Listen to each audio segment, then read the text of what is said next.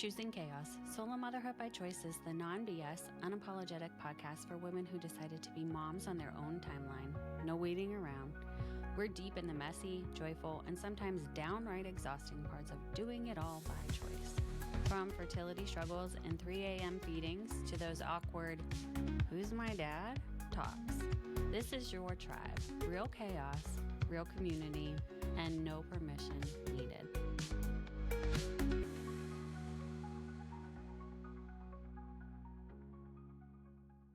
Welcome back to Choosing Chaos, Solo Motherhood by Choice. I am your host, Laura. Today, we are welcoming Taryn from First Steps Physical Therapy to the podcast. And I am especially excited for this conversation because it feels very personal. When my son was around 5 months old, I started noticing that he was only rolling to one side. At first, I told myself maybe it was just a phase that he was going through, but it kept nagging at me. I asked his daycare teachers to keep an eye on it, and they had noticed the same thing. After bringing it up to his pediatrician a few times, we were finally able to get a referral to Pennsylvania's early intervention program. There was a bit of a waiting period before we received the initial call, which, as parents know, can feel like a really long time when you're worried. But once the evaluation took place, and we may dive into that a little bit today, he was assigned both a physical therapist and an occupational therapist.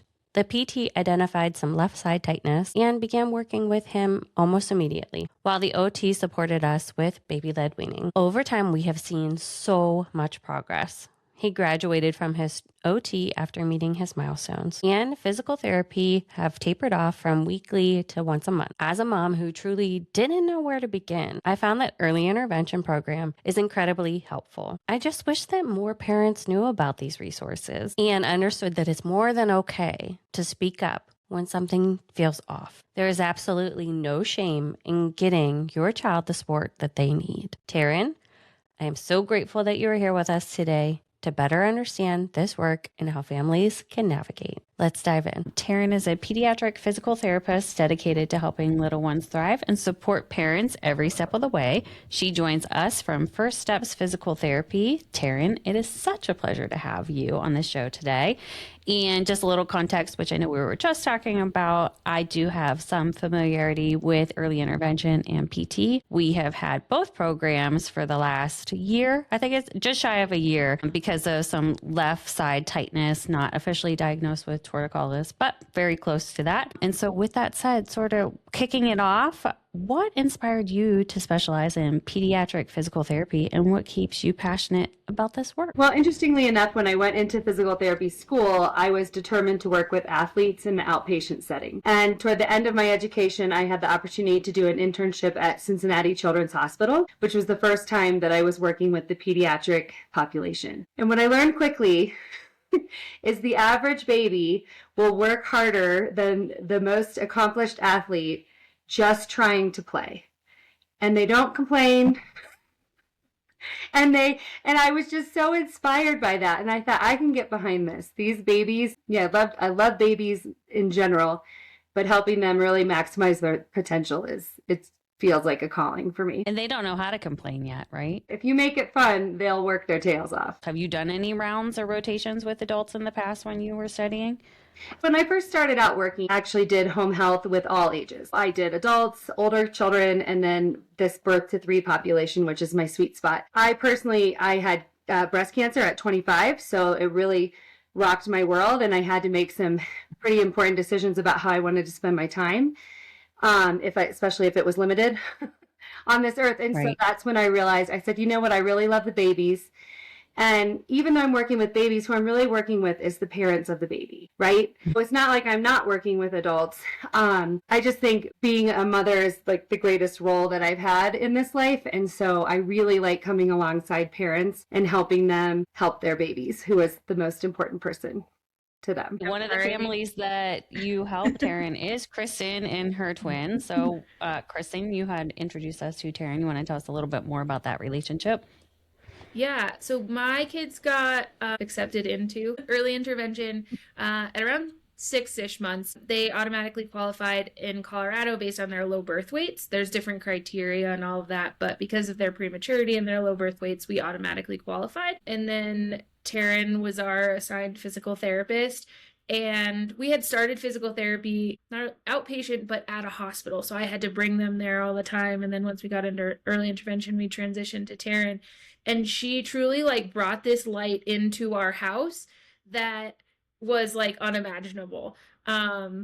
Like parenting is hard, and she like sees you, and truly like what she just said of like, it's not just about like, what are the babies doing now, but it's like, how can she help you help them too? It's the truly this holistic approach, and then the energy that she brings in, which is, I think unique. Not it's unique to Taryn. It's who she is as a person. I'm not going to say that every person in your care team, if you go into early intervention, is going to have her energy, but everything she just said, she truly brings into practice. I remember how overwhelming those early concerns felt for me. What are some of the most common worries that you hear from parents?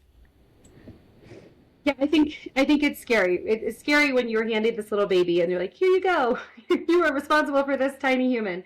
I think that's overwhelming in a lot of ways, but when something isn't going as expected, I think it's really scary. And thinking too far ahead can really be almost paralyzing for parents, I think. What is this going to mean about, when they're 10, when they're 20, that kind of thing. So I really try to work on like what comes next, like what is the small goal that we're working toward, and then I like to stack up successes so that we really feel like there is so much potential and we're seeing it realized week after week. I don't think there's a lot of great information out there about development. Parents are like, oh, I have this baby, and then they'll sit, and then they'll crawl, and then they'll walk. But there's so many little things in between, and I think it's interesting with your experience. I explain it to families like this. If we have asymmetry in movement, right? Like we only roll to one side, or one side of the body is tight. When babies are little, that is enough to prevent development from happening. When we're kind of in our middle ages of life, if we have significant asymmetry in strength or range of motion, we're going to hurt. we're going to experience pain. And then at the end of our life, we're going to lose function. Because a lot of times parents are like, well, does it really matter? It's like, it really does. And so it's worth working on. But I never expect any family to just take me on my word. I like to explain why it matters and then leave it up to the families to decide how important that is to them. The asymmetry is something that I had to learn through his physical therapy too. Is like he doesn't quite yet have a dominant hand. Well, at least he didn't before. But to give him the opportunity to learn how to use both and then create that space for himself to learn which one would be his dominant hand was so fascinating to me. Yeah. And then I'm like, was right always my dominant hand, or did people just like force me to learn that? My parents, It's changed a lot. Right. Yeah. In 40 years, I'm sure they have. Yes. So what are some early signs or indicators that could benefit from having physical therapy that a parent should be aware of? So in thinking about that, I know we were going to talk about the evaluation process. In Colorado, so any parent who's concerned about their development, if they are playing with friends at the park and they're like, wow, that child is like running and mine isn't walking yet, or boy, that child is speaking in sentences and mine really isn't saying single words. Like, I feel like that's often what happens is you kind of have that same age peer and you're like, whoa, something doesn't seem quite right. In Colorado, any parent can call the evaluation line, set up an evaluation. They don't have to have a doctor's referral, which is pretty great. A lot of times pediatricians are the ones who flag these delays and say, hey, this isn't happening quite the way that we would think. But a parent can just call and then they can come in for an evaluation where we will spend about an hour, hour and a half with the family. We look at 5 distinct areas of child development. There's a skill set we expect based on the age of the child, and then we can determine in that hour, is this child right where they should be? Is there a minor delay, or is there a significant delay that qualifies them for the program? So with that evaluation, I know that there's that criteria. How far, and it's a point system, right? If I remember correctly, how far off of that point system is considered like acceptable versus needs care? Yes. So in Colorado, that is defined as a 33% delay is considered significant enough to qualify for early intervention. And that's in one area of development. So say that's the motor skills are behind that significantly. For those of us who don't love math, that would be like a 9-month-old coming in and showing us the skills of a 6-month-old. It's like, okay, like, let's support this child. It can also look like lesser delays, but in more than one area. It's like, okay, this child's not moving the way that we would expect. They're really struggling with eating. Maybe they're not making sounds that we know are going to lead to future language. So whatever that looks like, it's a 33% delay in one area or a 25% delay in more than one. Which can really rock a parent when they hear that, right? Yeah. And Kristen, I'm not sure about you, but when they did Weston's evaluation and at the end, what they told me, he was performing, I think it was like 2 months delayed in one area, which I don't remember which one it was. I almost like started crying and they're like, it's nothing that you've done wrong. It's just like how he's developed.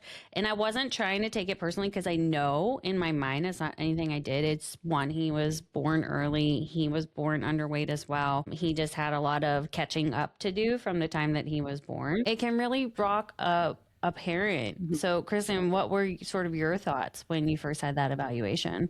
I think for me, it was more of a like, oh, thank God. Because now, we had already been in physical therapy. I was paying for it out of my insurance, which not to get into like how early intervention is paid for, like that's a different complex conversation that I don't know that I could have. But it's, once I was accepted into early intervention, it's like, okay, we have a care team with a plan until they're 3. I know that they need this support, and now we have it. And it's not just on me to navigate our own healthcare system and go to the doctor and try to get a referral for a speech therapist and try to do all this. We have a care coordinator who Taryn and I have worked together enough now where I can just text Taryn, but we have a care coordinator. Like, we're actually adding a service for, what is it, Taryn? It's like a behavioral emotional for one of my kiddos. And so like I work through that care coordinator. She finds that specialist and then creates that relationship. So it just takes out all that extra mental load, if you will, of having to find those providers and who is your insurance going to cover and are they reputable or whatever. Like all of these people are part of this organization. They understand like the mission, the values, all of that of early intervention. And like, we're all trying to get to 3.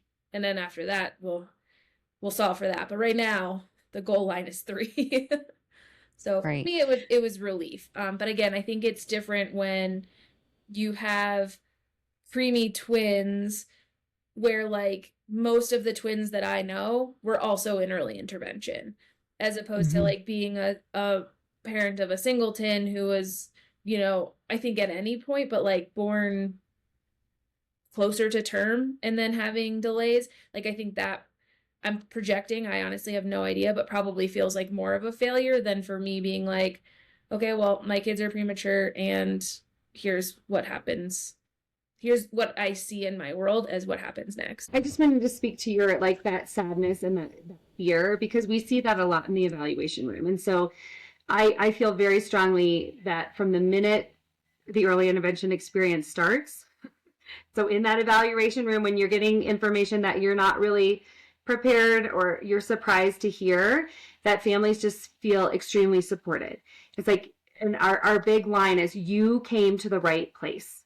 You have already done the best thing you can for your child by coming here in the first place. Now you don't have to do it alone. We are going to walk alongside you. We're going to give you the tools. We're going to give you the support to catch up. And so many kids in our program do.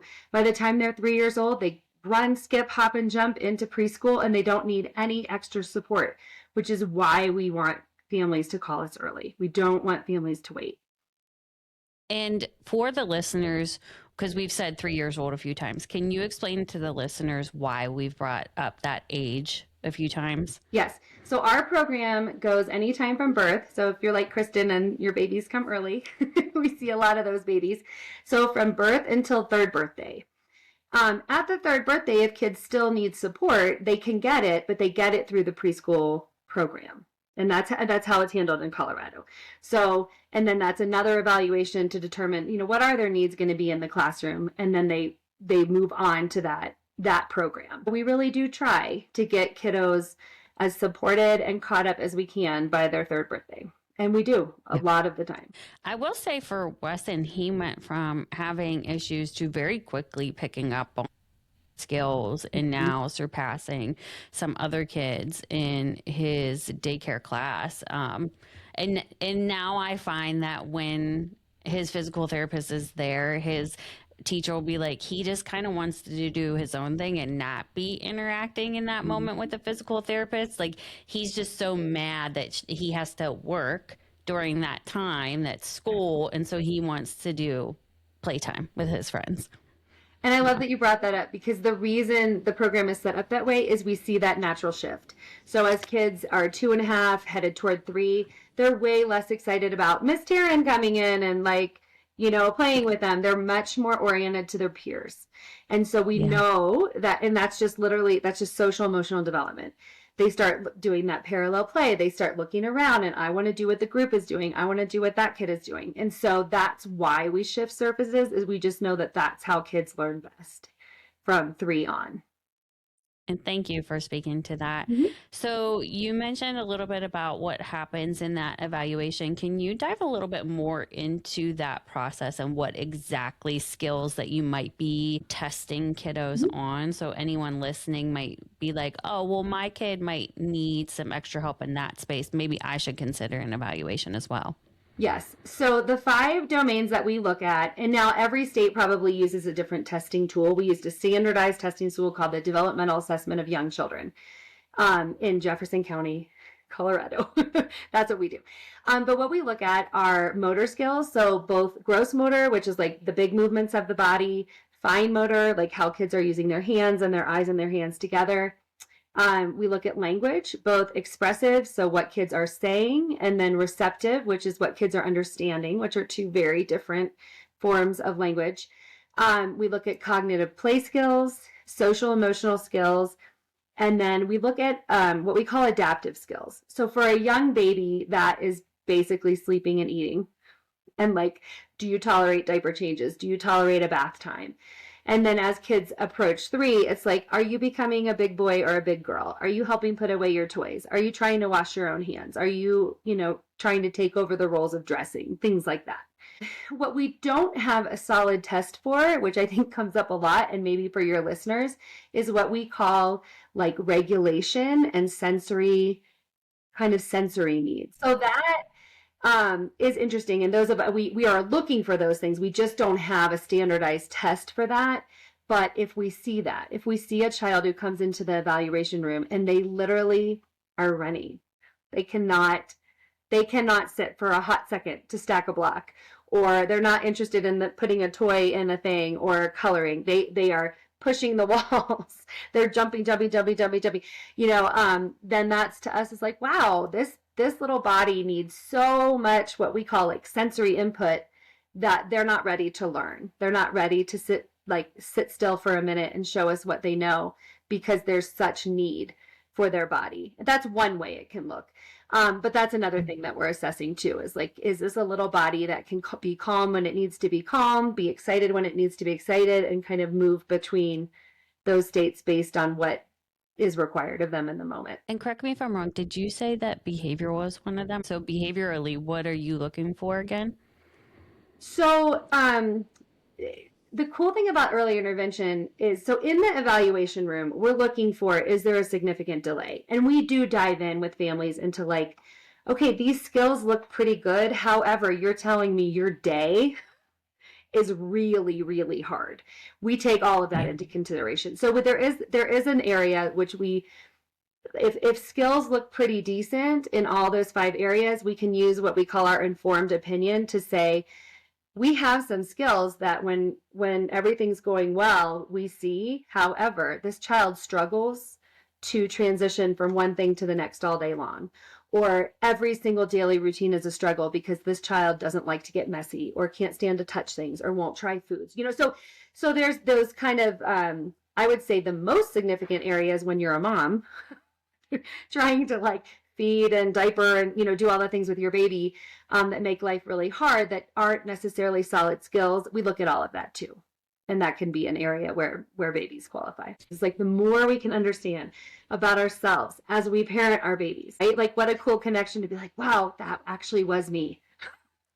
But I was just yelled at, or had to leave the classroom or whatever. So I just think a big part of what I do is, I love the babies. I love seeing them learn the skills that we're working on, but just to see the understanding and the growth of just like parents just feeling so equipped. It's like, man, I know there's a solution to this problem. I just have to have the right resources, or I'm building my own resources for everything that's going to come after 3 is part of the journey that I really like. And I wish that knowing now how to regulate my nervous system, which I'm still trying to work on, that's something that I wish I had learned growing up, but I'm trying to take that moment of pause to sort of help Weston in those moments where he needs to self-regulate, but it's setting up the tools, right? Like you said. Yeah. If a child qualifies after that evaluation or doesn't, but the parents still have concerns, what are sort of the next steps that you recommend? So the next step, so if a child does qualify, and this is my least favorite part of the process. It's like we talked about this earlier. If I find out something's going on with my child, I want help yesterday, not like, Yes. I don't want to wait at all. I'm not a very patient person. Unfortunately, what does happen is there's a little bit of time. Another meeting is scheduled to over Zoom, like write a plan. Like, okay, what really are our concerns? So the evaluation is, do they qualify? The conversation is, what do you really want help with? Right? Maybe a child qualifies in a couple areas that we feel like are coming along, but that child isn't sleeping at night. Matters to a family. So that conversation is to truly, parse out like, what are the biggest concerns, outcomes around those concerns? What do we want to see this child doing 6 months from now? Who's going to be the best provider for you to achieve that outcome? And then as soon as that plan, and then how often do you want that person to come? So once that plan is in place, then in Colorado, the state guideline is 28 days before, no more than 28 days till that provider comes in the home for the first visit. That's the goal. I love when that happens way faster, but that's what families are told they can expect. But 28 days after that second meeting, you should have somebody. Is it because there's such a need that it takes so long? Yes, just a lot of logistical, like there's just a lot of moving parts.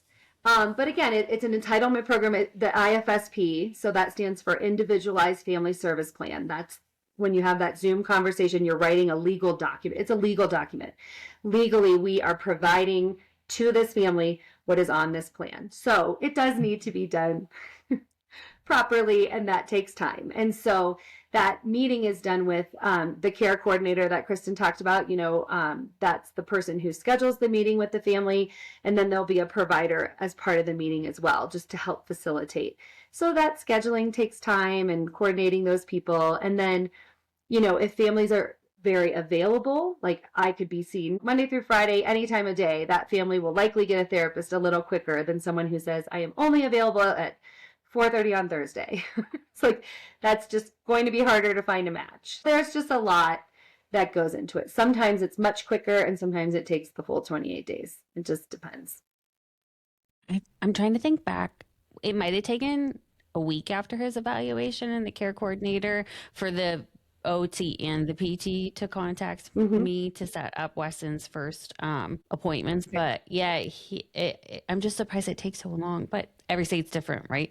It took us a month to get in for the evaluation. And that I think is happening pretty quickly. I don't think families who call are waiting more than a week or two at this point. And then again, that fluctuates with holidays, time of year, there's a lot of factors.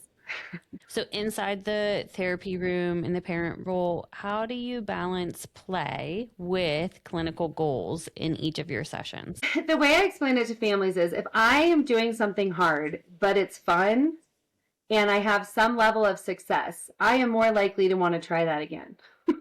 If I am doing something that is so hard that I'm crying and then my parent is crying, like we're never going to do that again. Ideally, whatever we're working on, we keep it happy, we keep it short, and we do it frequently. And if it makes sense throughout the daily routine, that will happen. I really love that we come into the home. And so it's a natural environment. A lot of it is, how do we set up this play space to make sense for what we're trying to work on? One of the best things that's happened, I think, for child development is that these foam block nugget cushion Yeah. are like everywhere today. I had a hand-me-down couch when my kids were little. It was not nice. I did not care about taking off the cushions and having them be lily pads and like, so those were my nugget cushions, was like literally my couch. But today people have nicer things. But these cushions, this idea that kids need to be exploring the floor, like 2 inches off the floor, 4 inches off the floor, 6 inches off the floor. I never love for babies to be placed in standing. I like them to figure out how to get there themselves so they can get back down safely against gravity. That I feel like is awesome. And a lot of families already have some things like that in the home, or areas where we can set up those soft places to explore. But like the rolling, the example that you gave, you noticed your son was only rolling one. Sometimes like we just start quickly, like, oh, you need to roll to the left. I see that you're reaching for a toy that way. I'm going to make it happen. Maybe the first time you're doing 90%, he's to be doing 10% of the work, but we just make it happen. Either way, he has that experience. Over time, as he understands what we're asking, as it gets easier, he's doing more of the work. We back off our support just enough so that he's successful. And then backing away that support until it's done all by himself, which hopefully you experienced. I did. Yes. I learned so much from our physical therapist too. Her name's Elaine. She was amazing. We still have her, I think, for another month, but she only comes once a month now instead of weekly. She set me up with so many tools to help him to succeed, which I think is part of why his skills sort of took off too. Mm-hmm. One question I have for you, and try to relate without giving anybody away. Somebody I know, their child just recently at like 17 months learned to walk. When it comes to that, is there any sort of signs between when they naturally might start to walk 9 months and 17, 18 months, where a parent should seek the help that they need for their child without feeling like somebody might criticize them, right? Or take it personally that maybe something really is deeply wrong with their child? How do you help parents to break down that? I guess if it's an ego, but maybe it's not an ego, of just letting all of that go and realizing it's okay to get that help for your child. Because that's a long time, and you know better than I do about the milestones that they should be reaching. But is there anything that you recommend to them? Yes. So I'm glad you asked that question, because I feel like there's a lot of sentiment, and sometimes it's pediatricians are like, let's just wait and see. Let's just wait and see. I'm not a huge fan of wait and see. I mean, we intervene early for a reason, but the main reason is there is no other time in the lifespan of a child where the brain is growing and making connections more than the first 3 years. It continues till age 5. And then really after that, it's mostly pruning away what we don't need in the brain. So those first 3 to 5 years are essential for making sure we're learning, we're developing, we're moving on to the next thing. Our brain is firing and making connections. So that would be number one. You want to intervene as early as possible, if you even remotely think something's going on.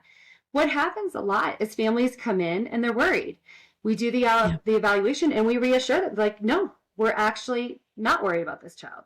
Yes, there's a little delay, but see these foundational skills, they're so solid. We really think in the next month, all this is going to happen. If it doesn't, come back. And that happens a lot. And that's great. We want families to do that. I don't think it's ever been a harder time to be a new mom or dad, because there is so much information out there. It's unreal. Some of it's good, some of it's bad, some of it's fine. It just doesn't apply to your child, right? So every child's different. Every child is different. And so I just think we are so grateful when these families come in and say, I'm overwhelmed. I don't know what to think. There's too much information. We look at their child, we talk it through, we send them home with strategies. If they don't, if those next set skills don't start to come, then they can come back. In Colorado, you can do as many of those free evaluations as you want before they're 3. What do you say to the parents who have shame in reaching out to get that initial evaluation, though? Yeah, that's hard. And often what happens, and I'll tell you this happens a lot with our kids, that we are seeing red flags for autism. So That's where my mind went, is Okay. people So don't want to hear that, right? They don't want to be it's a, told that there might be a concern. right. It's a scary thing for families when that happens. And we do not diagnose Right. autism in early intervention, but we do see red flags and we can talk to families about that. What tends to happen though, that parent who does come in and we can see it very clearly in their body, in their faces. But what tends to happen is they feel seen for the first time. It's not Yeah. that they're not doing anything right. They are working 10 times harder than the average parent and not getting the results. They're like, I read to him hours a day. I take him to the zoo. I'm pointing out the animals. I'm doing so they are exhausted and they're frustrated. They like, I don't understand why this is this way. And so for us to hear them and see them and say, you are doing everything and more, but now we're going to come alongside you. And how can we tweak all this effort you're putting in and teach him the way he needs to learn because his brain is learning differently, right? And they Yeah. just, Right. so more often than not, often there are tears and sometimes we share them because it's a lot. But more often there is just this relief of like, okay, Mhm. this is hard to hear, but now I have Mhm. support. Now, from this point forward, I'm not going to do this by myself. I'm going to have somebody who can help me. And that's usually Right. the vibe when the evaluation is over. And I think too, a key point of what you said is we all learn a little bit differently, right? Mm-hmm. Some of Oh, us are visual learners, some of us are hands-on, but I feel like that also applies to our kids. 100%. Is they're learning in these first 3 years, but they're learning very differently. Mm-hmm. And they're also learning very differently from how we learned Yes. 30, 40 years ago. Yes. And I can't tell you how many times in the evaluation room, I mean, you can just see the wheels turning and parents are like, I think I might be on the spectrum of, I think we all have a little bit. I mean, we just know so much more about, Yeah. like you said, how we all learn differently. And so it's a beautiful time for kids, I think, to be growing and learning because we are so much more aware of the differences and we can meet children where they are in a way that we just didn't have the knowledge, 40, 50 years Growing up. ago. Yep. Story about that is I think it was my physical therapist, Wes's physical therapist, Elaine, who was saying that one of the signs of autism is walking on your tippy toes. Now, he doesn't have autism, but she was just like giving me the signs and the symptoms in case I needed to look out for them. And she's like, walking on your tippy toes. And I was like, well, my sister's 41 years old and she's always walked on her tippy toes. So does that mean she has autism? And she doesn't. But it was just like the moment where she said that, I was like, but wait, my sister does that. Okay, and I actually love that you brought that up because that is one thing I do want to say to all your listeners. Tiptoe walking is also part of normal development. Not all There the you go. time, but there is this period of time where kids will experiment with that. Like, especially when they're always like reaching up onto the counter for things that are high, they're raising up on their tiptoes. And when we are full blown sprinters, when we are winning the 100-yard dash, we are on our toes, people. Mm-hmm. So, True. As a previous runner, yes. yes, Mm-hmm. right. So I think that's the hardest part about there's so much information out there that somebody who has no other concerns about their child, all of a sudden their child's, experimenting a little bit with rising up on their tiptoes and they're like, oh my gosh, does my child have autism? And again, we don't want parents staying up at night. We don't want them worrying. It's like, come in for an evaluation if you are worried about anything and we can talk it through, look at your child and what your child is doing and give you, that feedback. And also, just because something may be needed to be addressed for your child does not mean that you're doing anything wrong as a parent. That's It exactly does right. not mean that there's anything severely wrong with your child. You are just helping them with the tools that are needed to set them up for success. Yes. And, Mhm. it's one of the things we really don't like people to wait because the 18-month-old who comes in with very little language usually isn't super frustrated yet because they're a pretty good pointer or they can pull mom where they want to go or they can reach for what they want. But if that child makes no progress with spoken language from 18 months to 2 years, now that child is trying to say in their head is thinking, I don't want the red cup. I want the blue cup. I didn't want to go outside in these shoes. I wanted these other like the thoughts can be so advanced and that's when we see crazy tantrums. They are so frustrated because That's where there's my so mind much. went. Yeah, that's just Yeah. one example. We can see that in all areas of development. But the biggest idea is that when we think about a baby who's sitting and they start like putting toys in a container and dumping them out, taking rings off a stand, babies who aren't sitting don't do that. A baby Yeah. who's lying on their tummy might be cognitively smart enough to do that, but their motor skills don't support the next set of skills, right? We don't ask a child, hey, go throw this in the trash for mommy if they're not walking. Although that child could start being really helpful around the house and building confidence by being a part of the family routines, we don't ask them to participate if they're not walking yet. We just don't want to wait forever, especially for those gross motor foundational skills on which everything else builds. And why do you think that it is that early intervention is not talked about enough? It's not introduced to parents early on. I feel like if I hadn't known that my nephew got it, I wouldn't have known to ask my pediatrician for support when my child wasn't rolling. Well, I think you and Kristen are part of the solution. Like I'm so happy to be talking about it. And I think to your point earlier with that piece of like shame of like, am I not a good parent because my child needs help? I think maybe in the past there was this, okay, yay, I got the help I needed, but I'm not going to talk about it because I don't want anyone to know that they were delayed. I think I see less of that today than I used to. I just think it's grassroots, like, sharing your experience. Oh my goodness, don't wait. You can get this great evaluation. If you need help, you'll get the support. And just being more open and positive about your experiences. I think that's how more people will know. Yes, thank you for saying that. What's one misconception that people have often had about pediatric physical therapy or early intervention to begin with? And I know we briefly touched on some of that, but anything else that we haven't spoken about?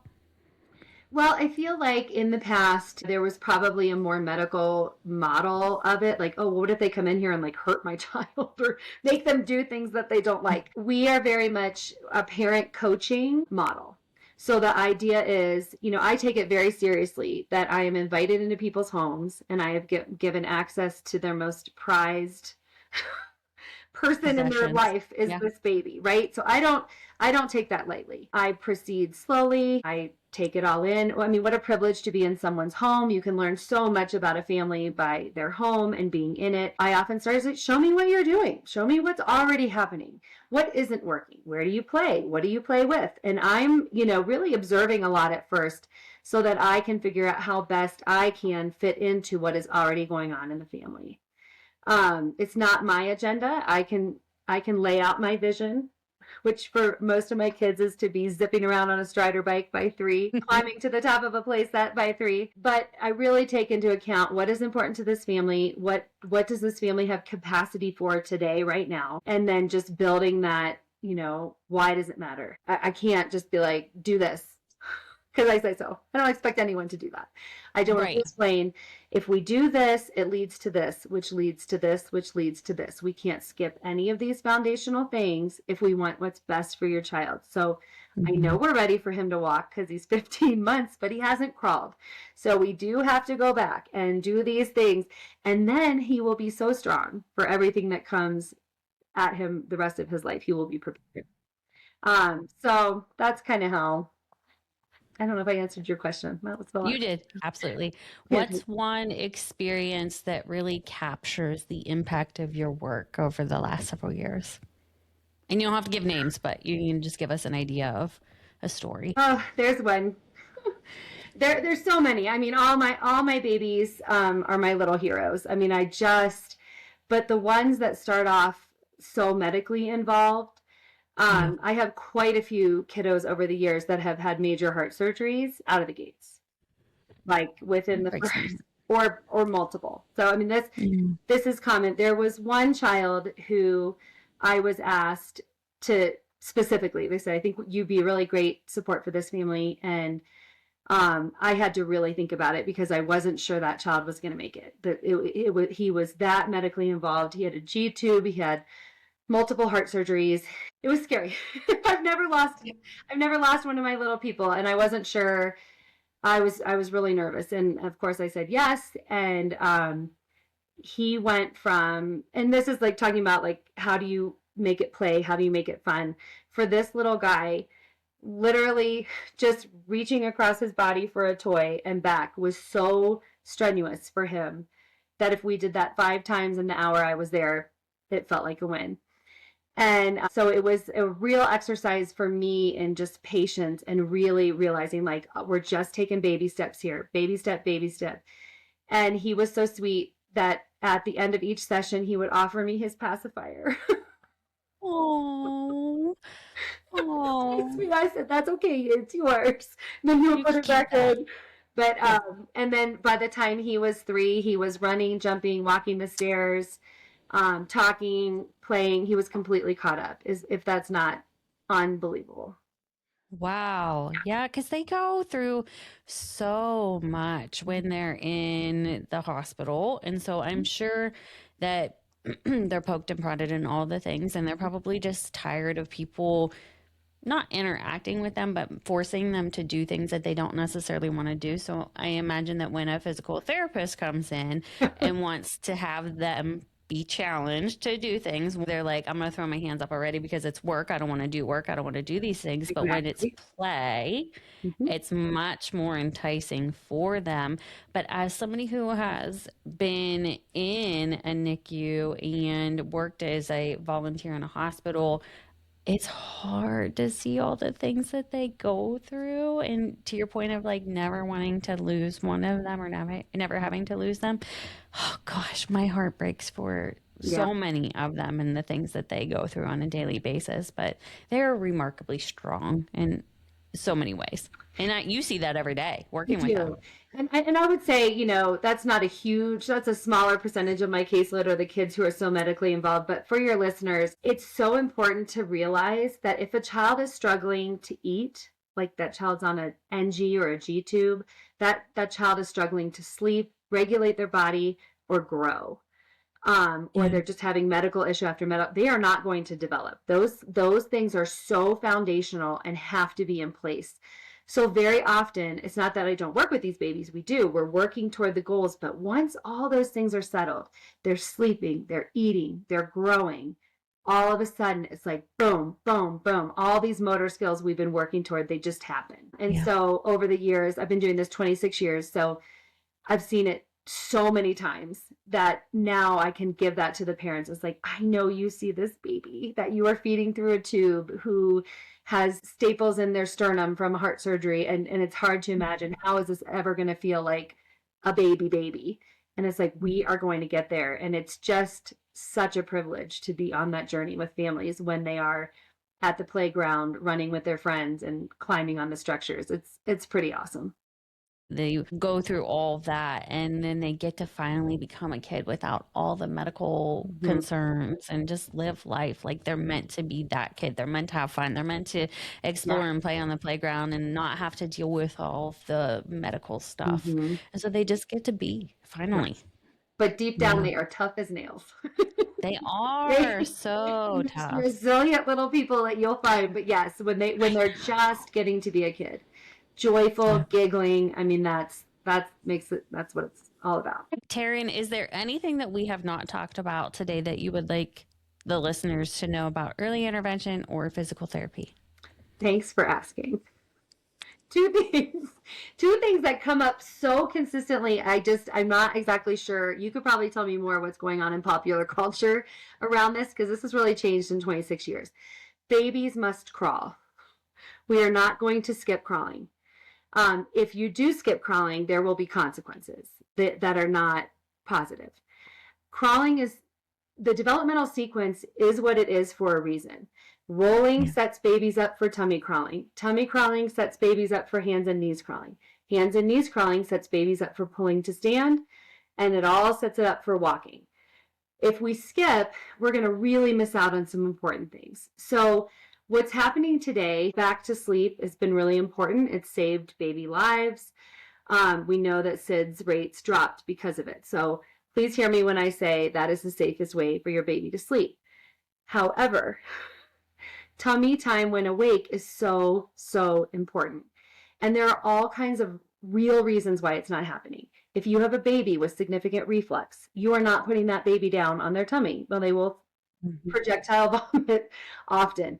If you have a child who's constipated, sometimes that's uncomfortable. They won't tolerate. So there's real reasons why parents loving parents who are doing their best cannot get their baby on their tummy enough. And then those are the babies that we often see in early intervention. But there's usually a reason. It's not just like, oh, I didn't, but they really did scream and cry and carry on and we couldn't do it. Okay. Yeah. But when a baby crawls on their hands and knees, they are setting their shoulders up for stability. They are getting their arms strong. They're lengthening their fingers in preparation for fine motor skills. They're using their eyes. They're developing depth perception as they look and crawl around. They're going to be better readers because they're using that cross brain movement of both sides of their body.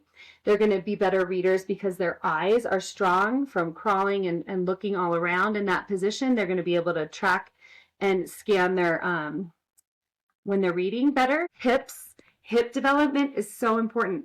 Babies that are scooting on their butts are not developing deep, well-formed hip sockets and strength. It's just, I could go on and on and on and on. They are not safe against gravity. If you're putting your baby in standing or baby walker, like just letting them zip around while they're upright, they are not safe to get back down to the ground. They are going to fall and hit their heads. Babies need to crawl, pull to stand, figure out where the ground is again, get up, get down, get up, get down, get up, get down. That is so much more important than when they walk. Is all that foundational. So please hear me that crawling, we don't want to skip it. It's wildly beneficial. And then the other thing that's out there, I feel like there's this huge movement for babies to never wear shoes. And I don't know if you've heard, this could be a Colorado thing, but yes, it's wonderful for babies to be barefoot, and they are most of the time because they are babies. So I never worry that a baby is not getting enough barefoot time. However, but they need to learn how to balance.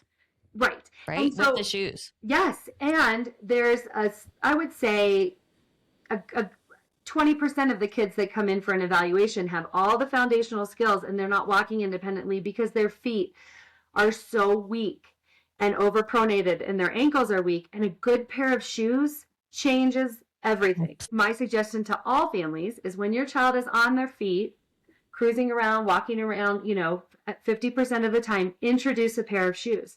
Because when you're out in the world, you're going to want to put that baby down to stand next to the stroller or cruise around, and they need protection for their tiny feet. But also a good pair of supportive shoes, some of the time, is a difference maker for a lot of kids who could use a little more support. So those are my two soapboxes for the day. It's funny that you say the last part, because when I pick Weston up from daycare and he doesn't have his shoes on, I'm like, what the fuck is happening? Why does my child not have his shoes on? Like, I sent him in shoes. Why is he not wearing them? And they're just like, he decided not to wear them. And I'm like, he decided not to wear them, or you decided not to put them on them? Because there's very different things happening here. Like, you're the adult. You put them on him. Also, can you tell us about, very quickly, the jumpers and how they're bad for development, right? It's bad for their hips, but parents tend to lean into them quite a bit.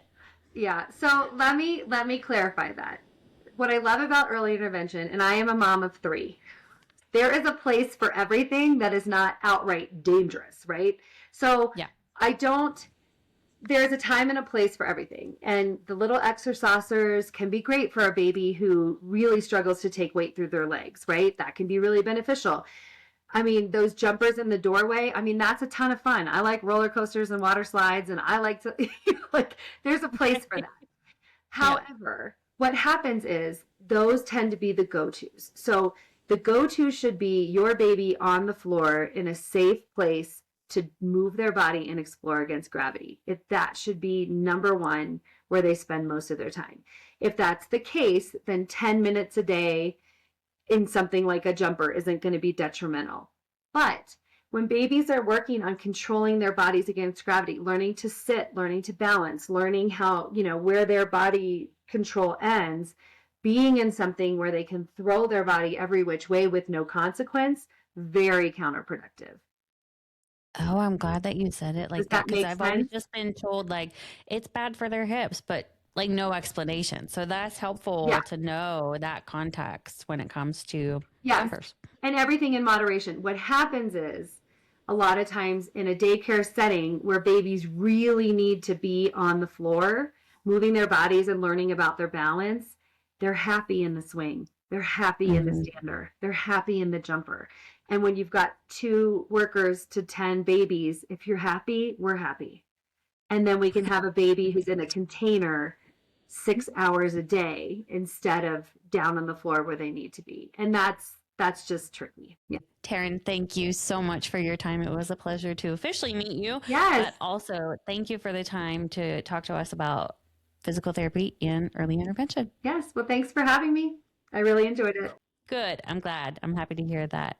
You take care and have a wonderful day. Okay. Thanks so much. Taryn, thank you so much for being here today and sharing your expertise and heart with us. Conversations like this truly make a difference for parents who may be sitting at home wondering, is this something that I should be worried about? If you're listening and thinking that you might want to explore support for your child, Early Intervention is a state-run program available in every U.S. state and territory. It provides developmental evaluations and services like physical therapy, occupational therapy, and speech therapy for children from birth to the age of 3. Services are designed to identify delays early and provide support during some of the most developmental and important years of their lives. To find more information in your area, simply search Early Intervention along with your state name or ask your pediatrician for a referral. In many states, parents can also self-refer. The process typically begins with a developmental evaluation, and if the child qualifies, a personalized plan is created to outline services and goals.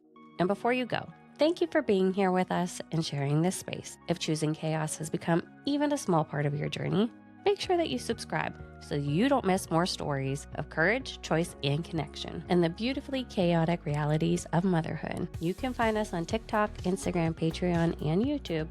Come join the conversations and connect with other moms walking this road. Thank you for trusting us with your hopes and your hearts. We will see you next time on Choosing Chaos.